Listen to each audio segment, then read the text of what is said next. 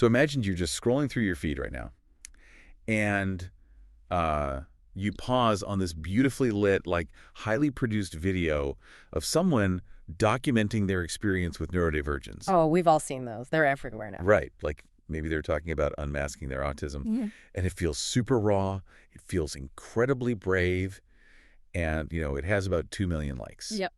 And it's so easy to look at that and think, oh, look how far we've come, Exactly. I mean, we live in this era that just constantly celebrates visibility, like living your truth, showcasing your authentic self. It really feels like this massive cultural victory for inclusion. It does. It feels like a win. But what if I told you that wasn't necessarily liberation? Like, what if that visibility, that seemingly raw authenticity we are just constantly consuming is actually just an incredibly sophisticated advertisement? Yeah, and it forces us to confront a really uncomfortable paradox, right? Because we have this collective assumption that just because we can physically see a marginalized group represented in the marketplace or, popping up on our screens, that structural progress has actually been made. Right, like the problem is solved because we can see it. Exactly. We completely confuse visibility with power, but being seen by the market and being genuinely accommodated by society, those are two vastly different mechanisms. And that tension right there between being seen and actually being supported, that is exactly what we are getting into today. It's a heavy one, but so important. It really is. So for this deep dive, we are unpacking a single, just deeply provocative excerpt from a piece by Jaime Hoerricks, PhD. And the piece is titled Priced Out of Personhood, Autism as Brand Identity. Such a striking title. Oh, it's incredible. And our mission today is to look at what happens when human neurodivergence, specifically autism in this case, collides head-on with Marx's forces. Right. We're getting into the machinery of it all. Yeah, we're going to unpack who gets elevated when complex human realities are filtered through this lens of, like, hotness and vibes. And, more importantly, who gets completely erased in the process. Which is really the core of it. Because to really grasp what Hoerricks is arguing here, we have to look closely at the underlying machinery of the attention economy. Right. We need to examine how the market absorbs difference, strips away the parts that are, inconvenient or challenging, and then repackages what's left for mass consumption. Yeah, and the text immediately hits you with this framing that just blew my mind. Hoerricks writes, when autistic visibility becomes a vibe, the old exclusions just learn better lighting. Wow. Yeah, that phrase.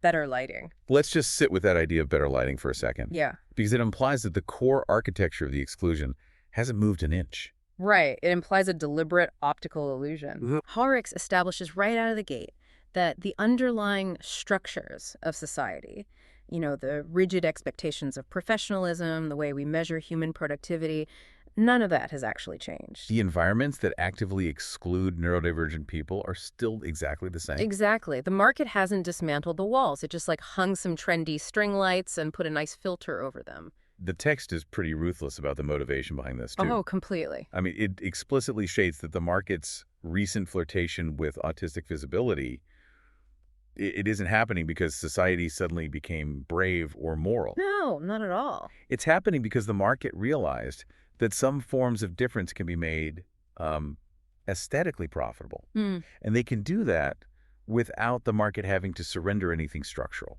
And that distinction right there between aesthetic profitability and structural surrender, that's the foundation of this entire deep dive. Yeah, let's unpack that. Think about what structural change actually demands. It requires a real transfer of power and resources.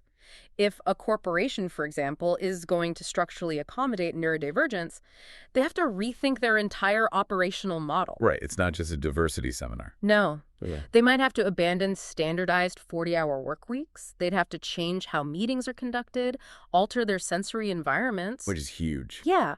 Or entirely redefine what a good employee even looks like. And that is expensive. It is slow. It causes friction. It requires actual sacrifice. Which, it makes me think of, imagine a trendy nightclub. Okay, I'm with you. Right. So a club that historically has this terrible reputation for turning people away based on how they look. And let's say they start getting a ton of bad press. So they have to do damage control. Exactly.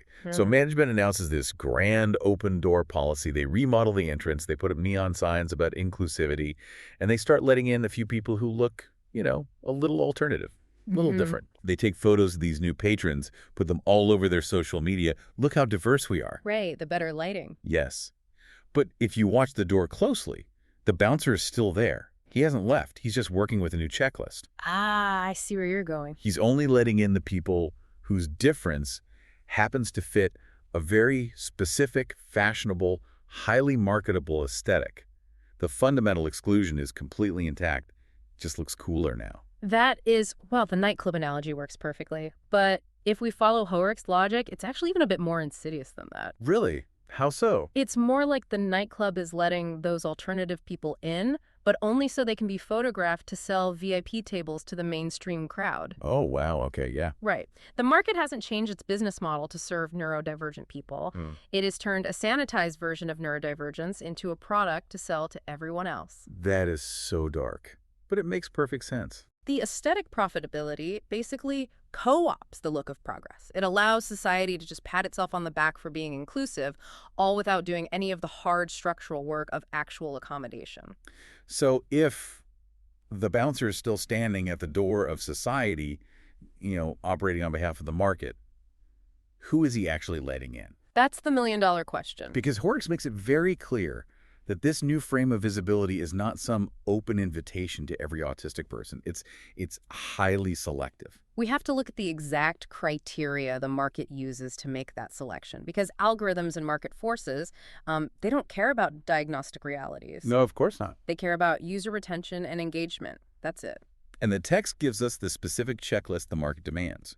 To be granted visibility, Hoerricks writes that the individual must be able to be styled as, and I'm quoting here, intriguing, relatable, brilliant, edgy, desirable. Just listen to those words. Intriguing, relatable, brilliant, edgy, desirable. Notice what is completely missing from that list. Yep. There is zero mention of support needs. There's no mention of sensory overload or burnout or the messy realities of disability. None of it. Those 5 words are consumer preferences. They are the adjectives of a corporate advertising campaign, They are not the lived reality of a complex human condition. Let's actually break those down because I think they dictate exactly what society is willing to tolerate. Let's take brilliant, for example. Okay, yeah. When the market selects for brilliant, it just feels like it's leaning into that tired tech genius trope. Like it's saying your neurodivergence is acceptable, but only as long as it's a superpower that generates massive capitalist value. Precisely. It is conditional acceptance based on extreme utility. And then look at intriguing and edgy. Right. The market loves edgy because it provides this manufactured sense of rebellion. It's like a mysterious coolness that feels modern, but it doesn't actually challenge anyone's comfort. It doesn't demand anything of the neurotypical observer. Exactly. It is edge without any sharpness. And then there's desirable, which just blatantly demands that the person fit into conventional mainstream standards of physical attractiveness. Right, the hotness factor. Yeah. Yeah. And if you possess these traits, the text says your difference can be softened into vibe. I am just fascinated by the use of the word vibe here, because a vibe is ambient. It's background music. A vibe is, by definition, frictionless. It doesn't disrupt the room. If your autism is just a vibe, society doesn't have to change its communication styles. It doesn't have to adjust its lighting or lower its expectations. Your existence just serves as a pleasant, slightly quirky aesthetic for others to consume. And this brings us directly to the title of the piece, Priced Out of Personhood. Hoerricks asks this truly haunting question. Who gets erased when personhood is filtered through hotness? I mean, that question alone. It's powerful. This is where we see the mechanics of marginalization actually evolve. When society filters personhood through hotness or a marketable vibe, it establishes a hierarchy of humanity based purely on algorithmic viability. Okay, I want to push back on this a little bit. Just play devil's advocate for a second. Sure, go for it. Because I think a lot of people might look at this landscape and see a net positive. Like, Hoerricks argues this selective invitation is destructive. But isn't some visibility better than the total suffocating invisibility of, say, 20 years ago? I hear that a lot, yeah. Right? Like, even if it is brand safe, even if it leans on the brilliant or edgy tropes, doesn't seeing an openly autistic person starring in a show or thriving on social media, doesn't that still move the needle? Doesn't it help the general public normalize the existence of neurodivergence? It's deeply tempting to view it that way, to accept the crumbs of representation as incremental progress. Yeah. But Hoerricks' argument challenges us to look at the cost of that specific type of visibility. It's about erasure. Okay. Erasure how? Well, if the only culturally acceptable, widely distributed representation of autism is filtered through hotness and relatability, it fundamentally redefines what autism is in the public imagination. Ah. So if your lived reality doesn't match the highly curated vibe on social media, the public looks at you and thinks, well, you're not doing it right. That is the exact trap. What happens to the autistic person whose reality is not intriguing or relatable? Right. Think about your own workplace or your own community. What about the person whose neurodivergence is visibly disruptive, who has high support needs, who goes nonverbal, or who simply cannot soften their existence into a palatable aesthetic? They don't fit the new mold. Exactly. When the market redefines autism as a stylish, relatable identity, those who cannot perform that aesthetic face a new, much more insidious form of marginalization. Because the blame shifts onto them. Yes. Society can point to the highly successful, conventionally attractive, edgy influencer and say, look, we're an inclusive society now. We celebrate neurodivergence. Right. So if you're failing, it's a you problem. Exactly. If you are struggling to maintain employment or facing discrimination, it's not our systemic barriers. It's your personal failure to be the right kind of autistic. Wow. The aesthetic visibility doesn't pave the way for the messy realities. It actively shuts the door on them. It invalidates the personhood of anyone who isn't marketable. Which means the market has effectively hijacked the definition of the community itself. Completely. And that leads us right into the mechanics of how this happens on an individual level. If the market is only selecting these specific, vibe-friendly individuals, how are those individuals being packaged for mass consumption? The product phase. Yeah. Hoerricks calls this ultimate conclusion autism as brand identity. And this is where the structural illusion we discussed earlier becomes a deeply personal psychological reality.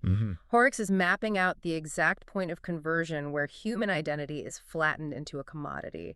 The phrases used in the text to describe this conversion are just incredibly sharp. Like Hoerricks writes about the moment when authenticity becomes a content strategy and when queerness becomes a palette. Let's dissect the mechanics of authenticity as a content strategy, because it speaks directly to how our modern attention economy functions. Authenticity is supposed to be the state of being genuine, right? Of existing without artifice or calculation. Right, just being real. But a content strategy is the exact opposite of that. A content strategy requires you to analyze data, identify peak engagement times, and structure a narrative arc just to maximize likes and sponsorships. It's a total oxymoron. Yeah. You're literally scheduling your raw vulnerability for 3:00 p.m. on a Tuesday because the algorithm says that's when your followers are most active. Exactly. And in doing so, the algorithm trains you. No, that's dark. It is. It rewards certain types of vulnerability, usually the types that are relatable, easily resolved, and ultimately uplifting.